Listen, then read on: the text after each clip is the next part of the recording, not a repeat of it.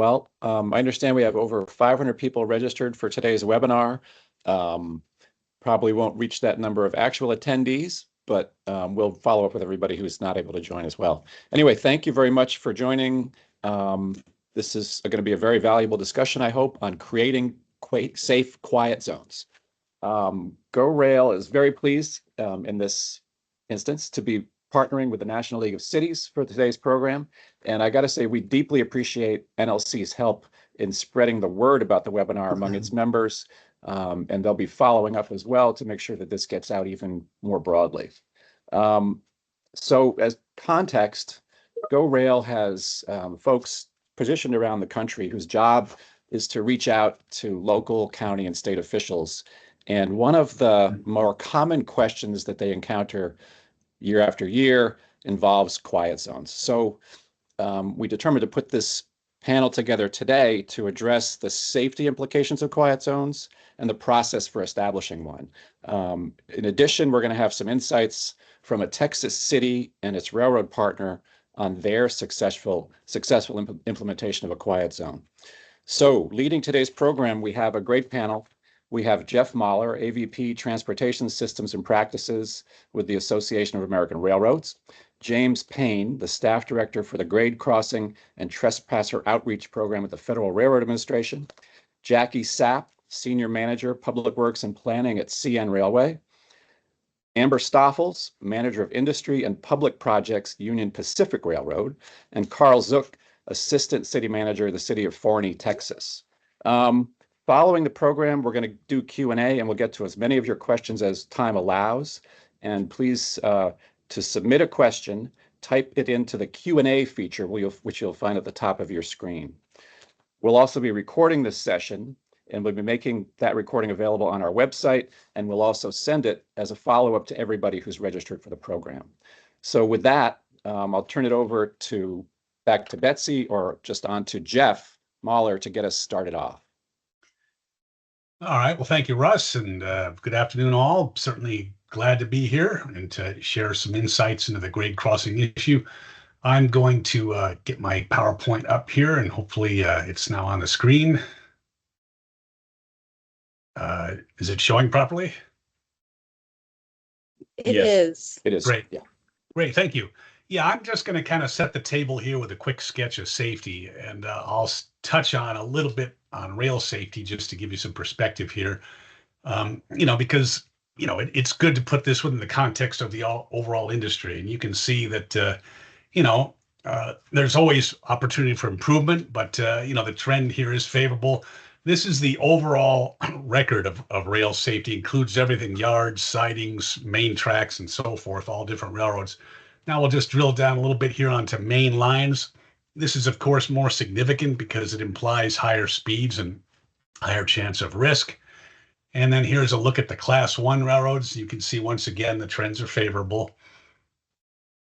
And forgive me for going so quickly, but really, the others are going to be talking about the issues that are of interest to you all as to how do I get a grade quiet zone, how does it work, and so on. So here's some issues on grade crossing collisions per million train miles. That's industry-wide. We make progress, but then we struggle back. I will point out that I don't have the latest data, but within the last couple of years, there were more registered vehicles than ever before in history. So, the risk issue is not only the operation of the trains, but the number of vehicles on crossings. Then, you can see here that there's been significant efforts to reduce the number of crossings and to signalize them.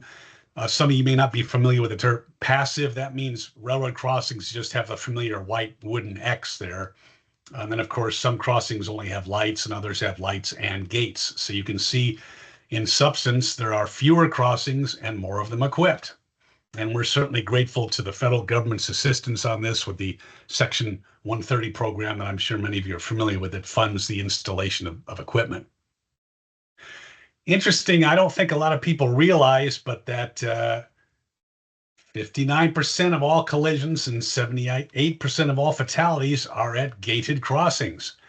I'm not suggesting that motorists are completely stupid, but the crossings are signalized and gated where there are higher risks, and so it's not that surprising. But you can see that just putting a gate up is not the solution. And that's one reason the stringent requirements of the quiet zones that James Paynes will be talking about are so important. We really need to make sure that these quiet zones are properly engineered to prevent this kind of statistic where we can. And then this is just an interesting statistic from our policy and economics folks. You can see the large number of footnotes at the bottom, but basically this is trying to compare the safety of highway rail versus highway. And you can see that the crossing trend is favorable relative to the highway crashes. You could also see the impact of COVID on the highway activity there. And then finally, my last slide just shows you the numbers of quiet zones that are in existence. You can see they've expanded significantly since the FRA rule was put into effect. Before that, there were lots of quiet zones in places like Chicago that went back decades. And, the communities were used to them and they seem to work pretty well. But once you expand this to other areas of the country where it may not be familiar, obviously there's important steps that one needs to take. So with that, I will close my presentation and stop sharing and give it over to, I guess, James, I think you're next. All right, thanks, Jeff. And good afternoon, good morning to everybody online. So yeah, just to kind of give a brief overview right now, Jeff showed a great slide of the pre-rule and the current rules and how they've been growing. And I have some of that stuff in my notes currently. So as of today, from our quiet zone database, we're up to 1,016 quiet zones in the country. When I became the staff director 5 years ago, we were roughly at 700. So we are adding quite a few every year. Those little over 1,000 quiet zones covering 5,700 grade crossings themselves. And so we're starting to get a large amount of grade crossings that are starting to be what we would consider within a quiet zone. And then so what we are doing as an agency, the grade crossing recently became a discipline about 5 years ago. And so we're actually starting to look into these quiet zones a little bit more than we used to in the past. And we're finding that, unfortunately, a lot of these quiet zones, roughly 50% are out of compliance. So out of the 1,000 quiet zones, roughly 500 of them are not in compliance. And what does that mean? Well, the rule specifically states that if you establish a quiet zone, there's certain things that you're required to do to maintain it. One of them being paperwork. There's paperwork that's required for every quiet zone, whether pre-rule or not. And then determining on how it was established, you have to submit it. And then what we're also finding is MUTCD non-compliance, the Manual of Uniform Traffic Control Devices. That is a requirement at grade crossings because of the quiet zone rule. Normally, the MUTCD manual itself is more of a suggestion or a guidance manual, with the exception of in Part 222 of CFR 49, it states that MUTCD is a requirement at grade crossings if it is an established quiet zone. And so we're actually going out and finding a lot of non-compliant signs, a lot of non-compliant pavement markings, things such as that. And then another thing that is kind of catching up with the quiet zones is when the quiet zone was established, you established based off of certain parameters. Those parameters being your AADT, the average annual daily traffic count, the speeds of the trains, et cetera, things like that. And at the time that it was established, the equipment might have been sufficient. But as the populations around these grade crossings grow, the equipment may not be suitable anymore for the amount of traffic that is now navigating those grade crossings on a daily basis, which has led to, on the enforcement side, over the last couple of years, we've actually started terminating certain quiet zones that we have found, and we have implemented another policy to where we will show up, we will do inspections, we will bring the public authority alongside of us, we will bring the railroad alongside of us, and we will point out everything that we find in non-compliance, and we will do a temporary suspension. And then we do that temporary suspension until everything's brought back into compliance. And then once all of those issues are fixed, the quiet zone goes back to normal. And operations from the railroad will then resume with the horn being silenced. Unfortunately, what we are finding is we've suspended a dozen or so of these just so far this year.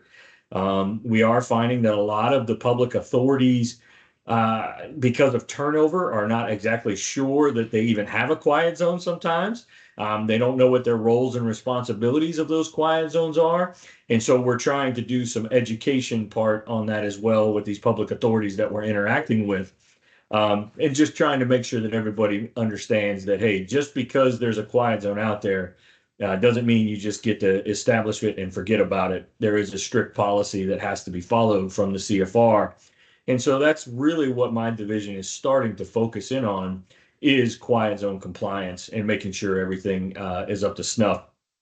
So one of the things that we look at is accidents. And just this year alone, there have been 26 grade crossing accidents within quiet zones.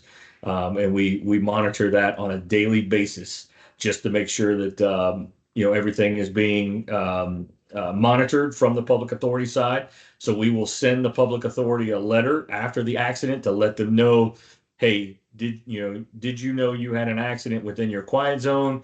And then, to be honest, a lot of times I get a letter back saying, didn't even know I had a quiet zone, unfortunately.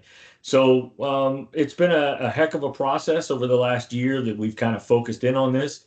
And like I said, it's starting to become a full-time job for us just to monitor these quiet zones. And just to give that some reference, I only have 28 inspectors for the entire country. And there's over 200,000 grade crossings in the United States. So you can do the math. It doesn't come out very well in our favor. And even if you did the math just on quiet zone crossings, it's a heavy workload for us.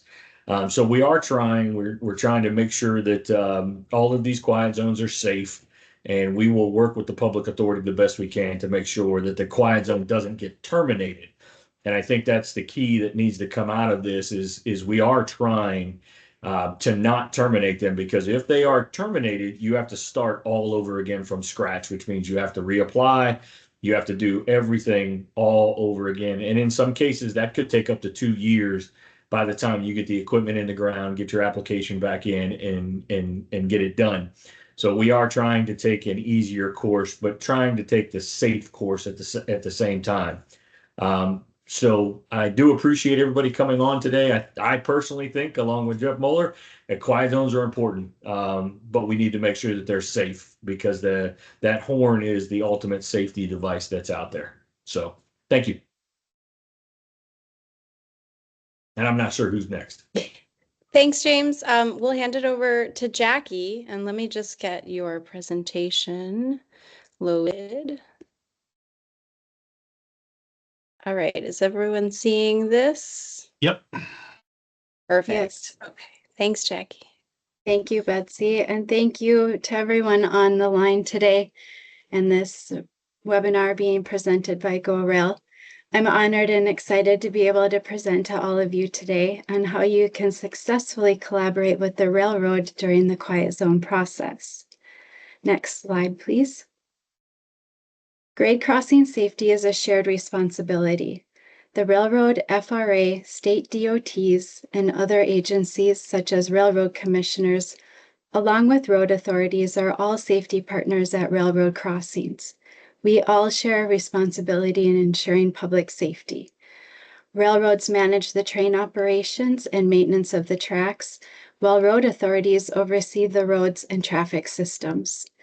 Safety is our #1 priority and focus here at CN. Safety protects our people, property, and the public. Next slide, please. Collaboration between the parties is essential and has 4 common goals. 1, improve safety. 2, ensure regulatory compliance. 3, address community impact. And 4, share resources. Ultimately, this partnership helps minimize the risks and enhances the safety of everyone who interacts with at-grade crossings. Next slide, please. So your community would like to pursue a quiet zone. Now what? As you work towards establishing a quiet zone, it's important to understand that the approval process lies with the FRA, not the railroad. Railroads play a vital role as safety partners throughout this journey, helping ensure that all necessary measures are in place. Once the quiet zone is approved and goes into effect, the railroads are committed to working together with the community to maintain safety and compliance. There are 7 best practices for collaborating with railroads in the pursuit of a quiet zone. 1. Hire an experienced consultant. It's highly recommended that applicants seek professional assistance, as this can save significant time, money, and frustration. Consultants who are well-versed in FRA and railroad requirements can navigate the complexities of the process efficiently. They typically already have established relationships with the FRA, DOT, and railroads, which can be beneficial in streamlining the application process. 2. Look at the big picture. Rather than focusing solely on the minimum requirements to comply with the quiet zone, applicants should consider improvements across the entire corridor. Presenting a holistic safety package which addresses broader safety concerns can enhance the overall project and increase its chances of success. 3. Look for opportunities to close crossings. Explore whether some crossings can be eliminated, rerouted, or consolidated. Eliminating crossings altogether is the safest option, and as an added bonus, eliminates the need for train horn sounding and naturally creates a quiet zone at that crossing. Additionally, closures can reduce the need for costly upgrades to roadways or railroad crossings in pursuit of a quiet zone. It's important to note that railroads and DOTs may provide incentive payments for crossing closures or may assist with funding other safety improvements associated with those closures. If a crossing is closed in anticipation of a future quiet zone, it is important to document this closure as part of the safety improvements for the quiet zone application process. 4. Understand the financial responsibilities for safety upgrades. Applicants should be aware that all costs related to widening railroad crossing surfaces and the installation or relocation of automatic warning devices will be 100% their responsibility in the pursuit of a quiet zone. Obtain estimates from the railroad to better understand the financial impacts. Railroad infrastructure is intricate and very costly with long lead times. 5. Prepare a plan before the diagnostic meeting. It is critical that consultants develop a comprehensive plan before the diagnostic meeting.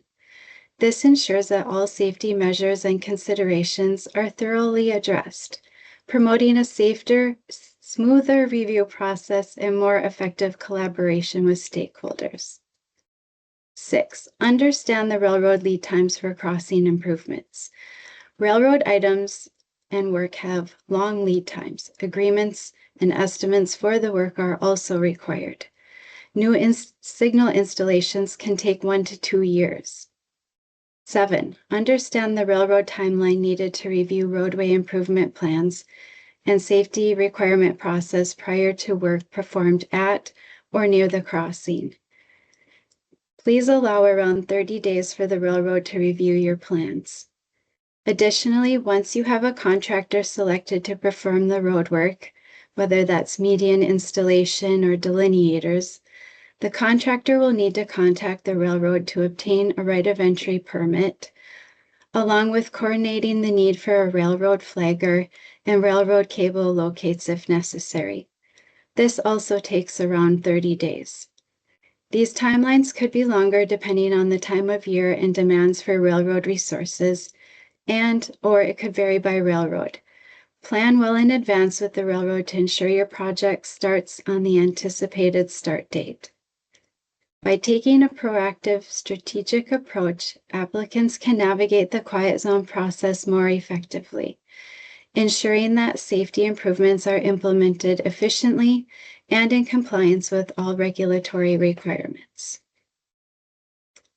Next slide, please. Once the quiet zone goes into effect, you'll never hear another train horn again, right? False. While there may be a dramatic reduction in train horns, there will be the occasional sounds heard by the public.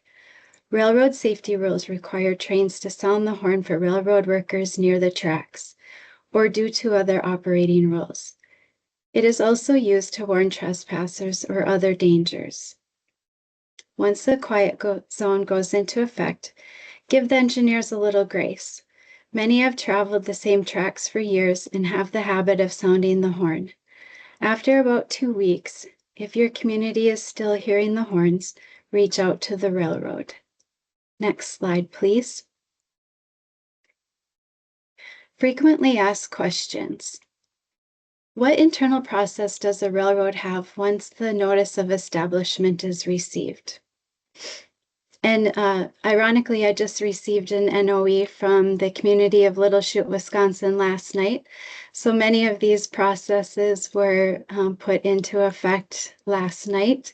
So as soon as the railroad receives the NOE, if it is on a line that has positive train control or PTC, the railroad ensures that the PTC software file is updated for the quiet zone crossings.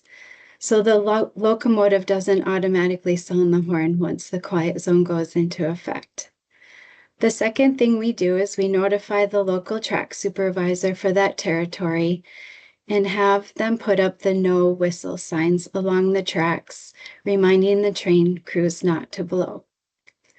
Additionally, we reach out to the railroad operating practices team, and they are notified to issue bulletins to all the train crews, notifying them the date and time that the quiet zone goes into effect.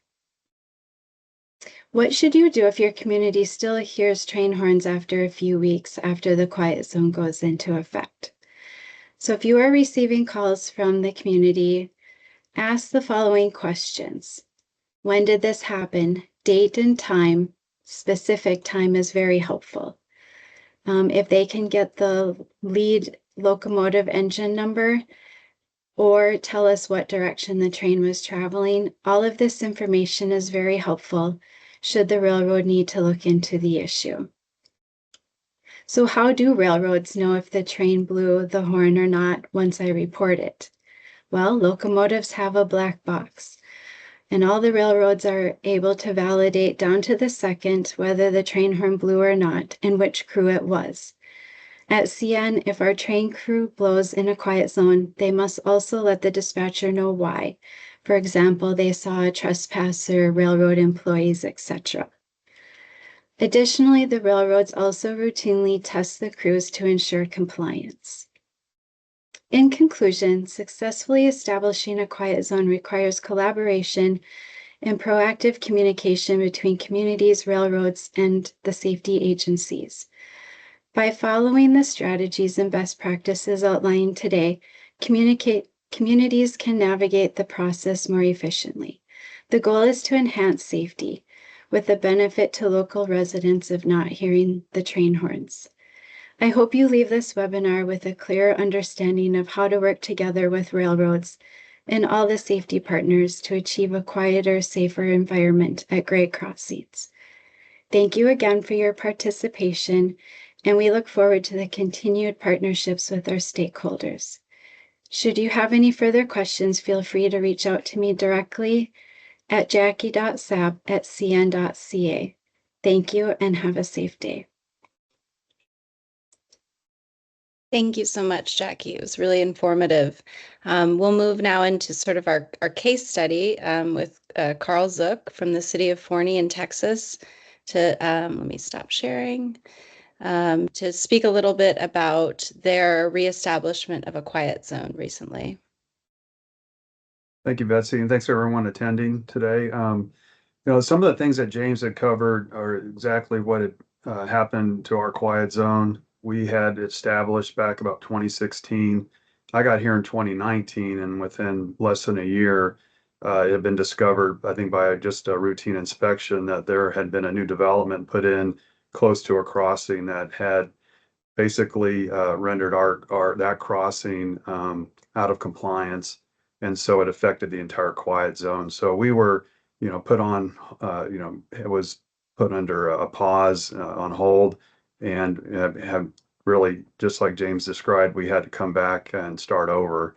Luckily, there were some improvements in place at each crossing that was part of the quiet zone that had been part of the original application. So the safety measures of medians, signage, primarily the railroad crossing information was all already in place. And so we got started quickly on running the application back through. The things that I learned along the first 2 years was where we thought we had everything done. We had gotten to where we had an approval letter, but then there were changes made to the probably the requirements, MUTCD signage updates, and other safety measure changes that then we had basically were out of compliance again. So we started over to where a total of 4 years to bring it back into compliance. But you know, you learn a lot along the way, and that's where we can help at least the city perspective for those attending this understand major factors to keep in mind when you're doing this. I think Jackie did a great job of just giving you bullet points of things to consider. You know, we did not use a consultant at that point since most of the hard work was done. I just really did my best to communicate with the Federal Railroad consultant or employee I was working with that was helping me along the way because I'd never done this before. So helped me get the application ready, amended application, turn that in and start making that work. It was, you know, a draft at first and understanding the other requirements like getting the traffic counts from TxDOT, our state DOT that maintains every other year when they update those documents that are like an inventory sheet, and making sure those were current, making sure the areas were good to go, you know, scheduling an inspection with the inspectors that need to come out and make sure what is wrong with it, that is clearly understood at each crossing, what you're needing to do to bring it up to compliance. Some of the major things to, you know, keep in mind is communication's important. Make sure you're working with the right person so that you're from day one, you know exactly what you need to do to get these crossings in compliance. What the cost is going to be. Make sure that your local officials, your council member, your city manager, that are expecting this, that they understand as best you can explain to them what's involved with this, how long it could take, what the cost could be, the process, so that, you know, it's never perfect. No one's going to have the same amount of cost or time involved, but that it's a long process. You know, at least 2 years is probably what you want to start with. Could be longer, but it's and things can change. You know, if an MUTCD sign changes happen and you've already got some in place, you may be replacing them, or your design documents just have to get updated. So just be ready for something to have to be redone that you thought you already had done. But really just staying with the Federal Railroad employee that you're working with. You know, the one I had was very cooperative on setting up team meetings, making time for me. We would just schedule, hey, we're ready to do an update, so that it could be efficiently done virtually, but that they're making time for you. Is they're very you know, accommodating from what I understood, because again, most of y'all probably haven't done this before, so there's a big learning curve to it. And other than that, I'll just stop talking right now to leave time for questions, but I hope so far what I've mentioned has been helpful. Thanks, Carl. I guess we'll Yeah. hand it off to Amber at UP to discuss that project a bit and any other advice for communities. Sure. Yeah. Hello, everyone. Again, my name is Amber Stoffels with Union Pacific. Union Pacific was the railroad that the city of Forney was working with on. I was not involved at the time when that project was occurring, but just talking with Carl, the city of Forney, you know, it was like any quiet zone project, they can be complicated. And so there were a lot of lessons learned, but I do just want to like emphasize and highlight things that this whole group has said, just to help all of you cities and counties when you are executing a quiet zone project or just navigating, the inspection process. We are seeing more quiet zone suspensions. How do we get through this together? Because we're not here to cause any delay. We're just trying to navigate the process together. And so I think it's important to remember that this is a collaborative process. We're always learning and trying to do better, and we all have a process to follow as well. And it's all in the name of safety. Like Jeff mentioned in his first presentation, 78% of fatalities have been at gated crossings. So we do take the removal of the train horn very seriously. And that's why the FRA has been inspecting more. We want to make sure that these crossings are meeting the train horn rule. So just to highlight a few things, again, I think managing expectations is so important for everyone going through this process. As an agency, you are the road authority, essentially, going after the quiet zone. And so it's so important to know your contacts and know and use your resources appropriately. So the first thing really is understanding the train horn rule. There is a great website FRA has. Go online and they have useful tools to summarize the train horn rule. And now AI, great. I'm sure there's some interesting summaries you could utilize from that too. But really understanding what is the train horn rule and how you get a quiet zone. Just from my own experience, been with the railroad for 13 years, public projects for about 8 or so. A lot of times communities try to get a quiet zone. They just don't even understand the process. So do your homework. It goes a long way to ensure that you're planning your project appropriately, and being financially responsible about it too. So just kind of going back to knowing your contacts, just know that each railroad has their own public project team. Here at Union Pacific, we have a great website that you can utilize. We have a public projects manual. And so I will say for a lot of the Class 1 railroads, they should have a similar resource you can use too. Within UP, we have a quiet zone page and section that will navigate the process fairly well. Our manual is a little outdated now, but I would say for the most part, the quiet zone process hasn't changed too much. And we will be updating our manual this year. And then, Carl, and I think even Jackie mentioned the consultants you hire to navigate that quiet zone process. I think it can be really helpful, but make sure you do your homework. Ensure that the consultants you do hire do actually understand the train horn rule and can navigate that process. Again, from my own experience, I've seen consultants just not fully understand it, or they're not familiar with MUTCD Chapter 8 railroad crossings. So again, just be careful, make sure they understand it. But I will say a lot of these public project teams within the railroad, we have a pretty good resource as well. We're hiring consultants who are top notch in the industry and knowledgeable with the train horn rule. Some have even been around when it was established. And so just utilize their resource too and experience. Otherwise, I think I touched on most of it. I want to save time for questions as well. I think there will be a lot of questions, so we want to help you answer all that. Again, I just want to say having that collaborative approach, very important. We're all here for the safety of crossings and trying to mitigate that risk. So I just emphasize that so much because in my own experience, I've seen where the railroad comes off as the bad guy or the reason why it's delayed or the crossing's loud. And we're really just trying to follow the train horn rule and follow the process. And we want to help with navigating it too. So otherwise, I guess, Betsy, we can go off into the question. Great. Thank you, everyone, so much. I will start at the bottom of the questions and we'll go from there. Let's see, I think James spoke to this, but we have a question about the number of grade crossing collisions in quiet zones. Did you say it was, I guess, this is from 2006 to 2023.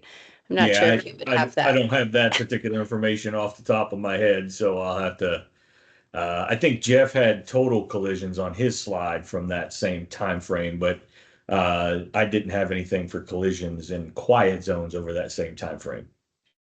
Okay. Let's see. What are the public authorities' liability with a crossing collision? Yeah, I personally don't know of any liability from a public authority. Um, I know the railroads in some cases have gone after the individual that has potentially gone around gates and lights or something to that effect, but I've never personally heard of a public authority being liable, but I'm sure some judge somewhere, if you got it in front of the right person, could do it. But I'm unaware of any court case that I've heard where the public authority was liable.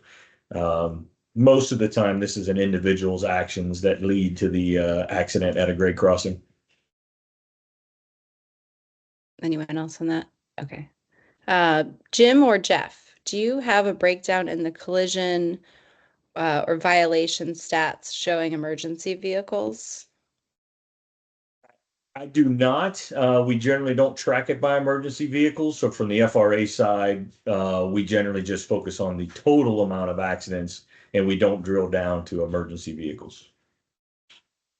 Yeah, and Jeff Mahler here. Yeah, our information is sourced from the FRA database. And I'll just quickly explain that railroads are obligated to report, very stringent requirements from, the FRA regulations. And so I doubt that we do either. I mean, we're all aware of the tragedy with the fire truck in Florida a couple of months ago, but the only way to do that would be to do a narrative search, and it could be very laborious and not necessarily totally accurate. So I guess the short answer is there probably isn't a reliable source of that information. Yeah, in the 225 reporting, there's no check mark for emergency vehicles. So Jeff's right. You'd have to go through the narratives. And if they even added that to the narrative, you may never know.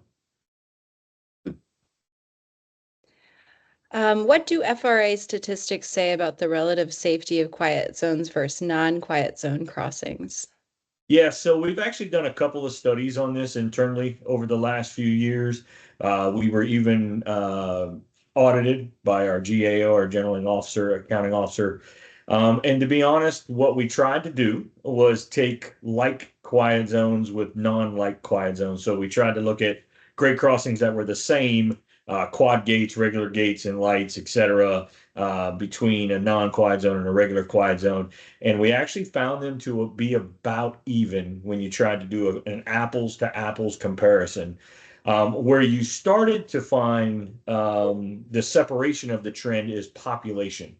In areas that are starting to become heavily populated, Broward County, Florida, etc., you start to find that it really doesn't matter what the safety devices are. If the public is going to ignore it, they're going to ignore it, all of it. It doesn't make a difference.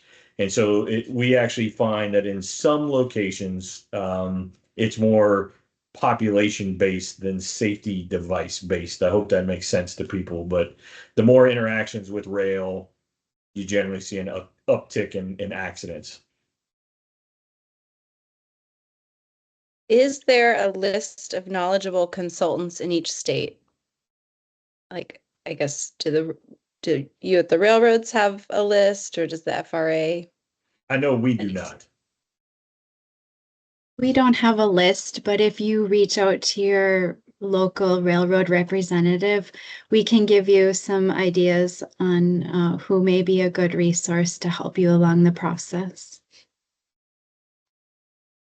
Okay, great. What are the options to cities for reducing the financial burden for improving the safety of at-grade crossings? That's a great It's a big question. one. Yeah. Yeah. So this is actually what, from the FRA side, this is actually what we find is probably the number one problem. Either A, they don't have the money to upgrade the crossings to get a quiet zone, or B, as I stated earlier, the equipment is no longer adequate to maintain what they need, but they don't have the financial means to do it. This is expensive. This is not a light burden for the public authorities. And I think there was some other questions as I was reading about grants, et cetera. So FRA specifically does not offer any grants that are specific to quiet zones. So I want to reiterate something, that quiet zones are a quality of life issue and not a railroad safety issue. There's a big difference. The government requires the horns to sound at every grade crossing. The exception is to outfit those grade crossings in a manner that could replace the train horn. So this is the advice that I give, and everybody online, I would share this with everybody here, is you can apply for those grants, but the way you want to apply for those grants is the safety of the grade crossing is first. Don't even mention quiet zone in your application. State that you want quad gates because you're trying to improve the safety. Once the safety is in place and supplemental safety measures, SSMs, are in place, then you can apply for the quiet zone. And in theory, you didn't apply any grant applications for the quiet zone, but towards the safety of the quiet zone. And then the quiet zone, in theory, kind of takes care of itself afterwards. So you can approach those grants as if you want a quiet zone. You understand the equipment you need at each crossing, and then you apply for the grant based on that equipment. Then you have to apply after the fact, once everything's done. But we do not specifically have any grants that are available for you to apply for to establish a quiet zone. And I would James, just, oh, yeah, sorry. Mala, go just to ahead. quickly add to that, there are some grant monies available for crossing eliminations, and depending on the layout of a community, an inexpensive approach to a quiet zone might be to make streets one way, so that you would just have two gates on one side of the track on this street and two gates on the other side of the track on the next street, and so on. So, in other words, a little creative thinking might help to work that along. Yeah, good point, Jeff. Yes, sir. And I would just add that GoRail has a rail grant hub with the various federal grants available to railroads. And I'll drop that link in the chat. It has more information on the rail crossing elimination grant in case that's helpful to you all. So next question, a bit of an example of a specific situation. We have in our town 4 at-grade crossings within approximately 1 mile. In the middle, there's an Amtrak station. If they don't close any of the crossings, is it still possible to establish a quiet zone for these 4 crossings, or is a train still required to sound its horn when approaching the Amtrak station? Even if Yeah, wonderful question. The answer is yes and yes. So yes, you can establish the quiet zone with those grade crossings in the area. However, the grade crossing rule does not supersede the internal operations rules of that railroad. So if they are required to sound the horn coming in or out of that station, then that part of the rule stays. But for the other grade crossings, the horns would be silent as long as they're still maintained within the compliance of the quiet zone rule. So it's a yes and a yes kind of answer. But the train stations do provide some hiccups at times because the horns will sound. It just won't be the full routine sounding of the horn at a grade crossing. Okay, great. Are there any specific new liabilities that a municipality may need to be aware of if they create a quiet zone that involves only a non-traversable curb and required signage? Once again, not that I'm aware of. I don't know. Okay. Let's see.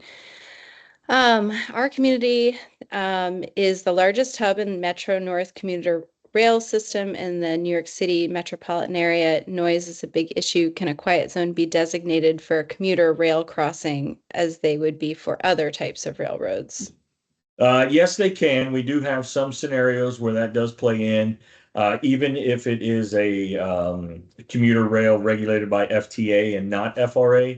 The issue is, though, that both sets of both railroads must be in compliance or have to be in the application together. You can't do one without the other.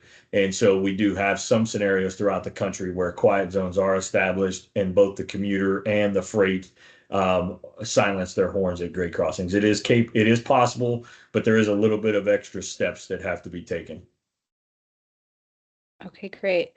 Here's a question about what's been effective for pedestrian safety within quiet zones. Any, I guess, strategies for Yeah, that? so for us, it's what we don't make recommendations per se. We don't show up to sites and say, hey, we think you should do this. Because we're the federal government, we kind of are after the fact, after you've installed them. We just make sure what you've installed is in compliance. But I would say I've seen lots of applications of pedestrian styles. I've seen the serpentine gates trying to get across where they actually channel it back and forth with a gate. But something to that effect is fairly effective. I know Denver has quite a few of those right off the top of my head. But there's a couple of different applications out there that I do believe work fairly well. And I will add, each crossing, it's going to be location specific. You'll want to holistically look at the crossing, consider a number of different factors. So it will really just be determined by the diagnostic team that goes out there. So there are a lot of different options, but it's really going to be location specific too. Thank you. Let's see. I guess this is for James. Do you expect any effects on the quiet zone process from the new administration's downsizing efforts? So there's no talks about yet the downsizing efforts, but as we can all imagine that would change some things. I do know one of the conversations that is being had currently, there's two major points to the conversation. So within the established rule currently as it sits, there was a condition called pre-rule. I believe Jeff touched on it, even had a little bit of pre-rule statistics in his diagram, is we are going to sunset the pre-rule. Believe it or not, as many people on here who just probably clenched their butt cheeks because I said that, I get it, because we've already addressed that these quiet zones are not cheap. But in some cases, some of these pre-rules were literally handshake agreements with nothing more than stop signs and yield signs. And so we have found many pre-rules that have accidents, etc. And so there is talking about a sunset of the pre-rule quiet zones. These are just talks, so there's no dates or anything like that, but this is what's being thrown out there. And then there's another situation within the rule that allows you to take all of the crossings within your quiet zone, depending on how you're establishing, add those together and divide it by that number. And as long as that score comes out below the risk index with horns or the national threshold, you can establish. There is talks of changing that to where each crossing in your quiet zone must be below that threshold. So what we have found in some cases is cities, public authorities, municipalities will take a bunch of crossings, string them together, and then only upgrade a handful of them to get that score down. And then you've got grade crossings that are not as safe as they probably should be. And so it's kind of talking about closing a little bit of a loophole that was discovered throughout the years. But as far as downsizing, we're not talking about changing the rule because of downsizing. The only conversations that we're having are those two within the rule right now. Thank you. See, a question about where folks might be able to find the costs for equipment such as signal masts, lights, gates, or quad gates, if there is a resource for that type of thing. I don't know. So Union Pacific has some cost estimates within their public project manual. Again, these are estimates, and I did highlight before that our manual is due for an update. I don't know how much this may increase, but again, these are just basic estimates, and they may not account for a specific location. So say with 4 quad gates, you may have a crossing that's also near what's called a railroad control point. So it's an additional signal system for the train. And so in order to install these quad gates, that control point has to be updated and could increase your cost as well. So, we may have a 4 quad gate system estimated from $300,000 to $500,000, but now you've added a control point. I've seen estimates in the $1 million range, for example. So these are baseline estimates. again, your best estimate is when you go through the process with the railroad to identify your scope and then get an actual estimate from them. Because I've just from my own experience, I've seen these projects really increase in cost because someone thought it could be a really simple effort to get their quiet zone, where they thought it wouldn't cost anything. And then there was, and that's just a cost for a Fort Quad gate signal system. There's still the cost for preliminary engineering, consultant review. Just, it really does start to add up. Great. Let's see. Maybe Jeff or James could speak to the cadence of the horn, what is required. The question, what can be done if the conductor blows the train horn with extra vigor? I believe there is a specific cadence and duration that is, they're supposed to follow. Yes, there is. It's two longs, a short and a long, and that not supposed to sound that whole sequence is not supposed to last more than 20 seconds, less than 15 seconds, etc. So roughly it depends on how fast the train is operating at the time, determines on how far away they start to sound that horn within that 15 to 20 seconds. As far as extra vigor, that's kind of a loaded question because the horn is only so loud. They can't make it extra loud. It only has a requirement to sound at a certain decibel level. What they may be referring to is extra sounding outside of that normal cadence, and that will vary. So one of the biggest issues we see with that is if there's maintenance away crew members working out there, that railroad may have an internal policy that you will continually sound the horn as you're going along the tracks to let those workers know that they're out there, or in some cases until they're recognized, whatever the case may be. But or in the case of if they see trespassers or animals or somebody driving around the lights and gates, etc., they may lay on the horn a little bit extra. But that is, that's up to the discretion of the engineer sometimes, unless it is a rule. And so I can't really speak specifically to an incident of more vigorous, but we do know of situations where the engineer can sound that horn a little bit more often than what's required. Great, thank you. I know we just have a few more minutes. We have a few more questions. I'm going to try to get to those. Thank you all.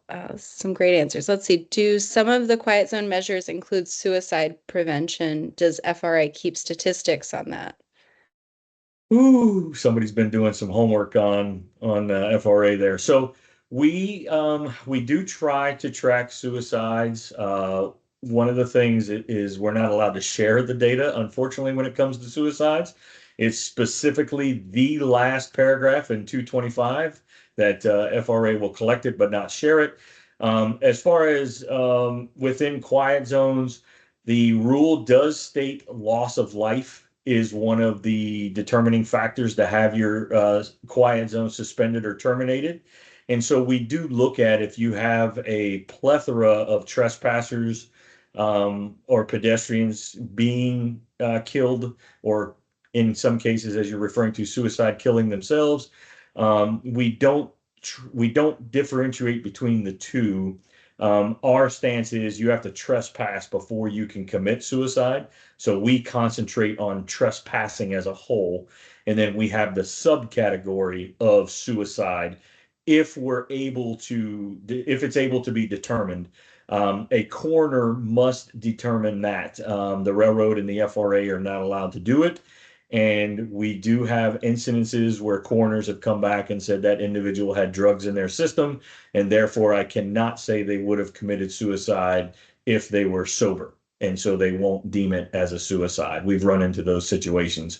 We've even had people with notes in their pocket, and because they were drunk or on drugs, the coroner would not determine it as a suicide. So suicides are a little bit messy, so we concentrate on trespassing. Yeah, Jeff, here, a quick note too is that as James pointed out, a medical examiner or a coroner can only deem something a suicide, and that can take maybe months or even 18 months or so. So when you're looking at data of people being struck at crossings, it always looks like a drastic uptick, in the most recent year, because the suicide cases have not been removed from it yet. And so it's always important to examine that or consider that when you're looking at the status of people being struck by trains. We spoke a little bit about this, but do you have what a reasonable ballpark cost for a consultant would be to navigate this process? I do not. Sorry, Jeff, I here didn't. I noticed a fleeting, these comments are popping up quickly, and it sounded like somebody made a comment. It's definitely a good idea to get a consultant. So perhaps somebody in the audience might be able to share generic information like that. Unfortunately, everyone is muted except for you guys. But if you all do have that information, feel free to type it into the chat and I will highlight it. Let's see. For Mr. Payne, is there a way to speed up quiet zone ASM approvals? Or I guess you spoke to this, is the FR under a hiring freeze? Yeah, so the approval process for ASMs is once we receive them, they're processed in that order. What a lot of people either skip over or forget is that once we receive that application and it goes on the Federal Registry for a 60-day comment period. If at any point in time during that 60 days you change anything in the application, the 60-day process has to start over again because the public is required to have that full 60 days for any changes. And so it's not a matter of being able to speed the process up. It truly is a matter of we have to receive it. It goes into the queue, it goes into the Federal Registry, and then after that process, then the application is worked on. So I will tell you, we have gotten the process down from about 9 months down to 3. We've actually streamlined it quite a bit. We have brought on an extra person to start helping it. At one point, it was a single individual that was doing the applications, and now we have multiple people that are doing it, and it has made a big impact. So, yeah, unfortunately, there's not a speedy way to do it, but the Federal Registry, a lot of people don't realize that it has to go on the comments for the 60 days. Okay, great. Let's see. I know that a couple of you have spoken to termination or potential suspension. Let's see. Our city's quiet zone has been suspended. How does our city avoid termination to avoid the necessity to reapply from scratch? Yeah, great question. So we will work with you and let you know what's wrong but to get each grade crossing back into compliance. So we're not just going to show up and deem you terminated. That's unfair to the public. It's unfair to everybody involved because of the money, the time, etc. So when we show up, we're going to give you a full list of every single crossing within your quiet zone and what's out of compliance at each crossing. And then that way, like we've done with many cities in the past, is you work through that list and then you call us when you're done and we show back up and do a full-blown inspection. If everything's good, the suspension is lifted. If not, we'll give you more time in some cases. Or if you do truly come back and you're like, hey, we can't afford this, then that it might be out of our control and the termination process has to start, because we don't have the luxury of just saying, hey, I get it, you don't have the money, but safety is our priority. So if you don't have the money to fix it, unfortunately, the termination process has to start. But we will work with every public authority so that they are aware of what needs to be fixed.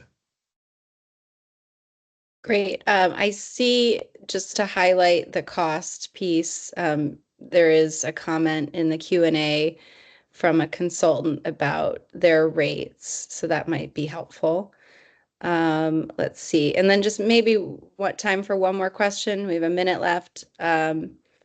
If a proposed quiet zone contains closures, would the railroad contribution be included in the cost estimate, or would that contribution be handled separately?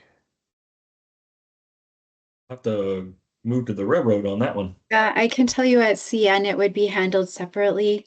We would look at the closure process separately from the quiet zone and work with you to close the crossing and perform any additional accommodations or provide that incentive payment.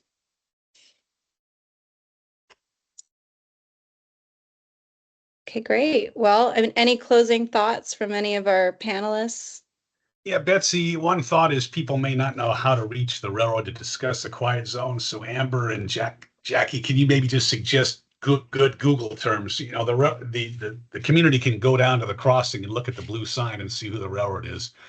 And so what terms should they use, like public partnership or something like that? At CN, you would look for CN in your community under Public Works. You can fill out the information online and you'll be put in contact with that local representative for your community. Or you have my email, reach out to me and I'll help. At Union Pacific, we have a public projects page. So, I mean, I find it by Googling Union Pacific public projects. The same would go for BNSF Railway too. It's easy to find that way. At Union Pacific, we have what's called our contact center when you're submitting a project. So you'll go through that application form process, and we typically respond within 8 hours from once that request for project is submitted, and you'll be reached out by one of our consultants who would handle the project. Great. Well, thanks so much, everyone. Really.